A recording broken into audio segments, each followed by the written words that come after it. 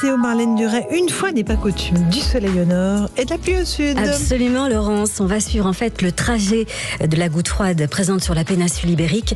C'est elle en fait qui organise les remontées pluvieuses dans les régions méridionales, donc des pluies plutôt sous forme d'averses l'après-midi, sous un ciel bien gris, et puis des pluies quand même un peu plus costaudes, attendues du côté du Pays Basque, vers le Roussillon, l'Aude, les Pyrénées-Orientales, l'Est de l'Ariège, dans ce coin-là.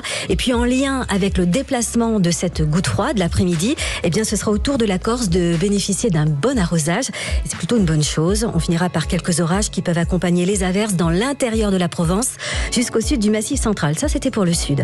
À l'inverse, le beau temps nous attend dans les Hauts-de-France, le Grand Est, sur la partie nord de la Bourgogne-Franche-Comté, en Île-de-France, en Normandie. l'Eure-et-Loir et le Loiret sont inclus dans cette belle portion ensoleillée. Et puis entre ces deux zones, eh bien, ce sera simplement une alternance de nuages et d'éclaircies, avec peut-être une ondée possible sur la pointe bretonne, le Poitou et le Jura. Quant aux températures, elles seront sensiblement les mêmes que celles d'aujourd'hui. 12-13 degrés attendus au pied des Pyrénées.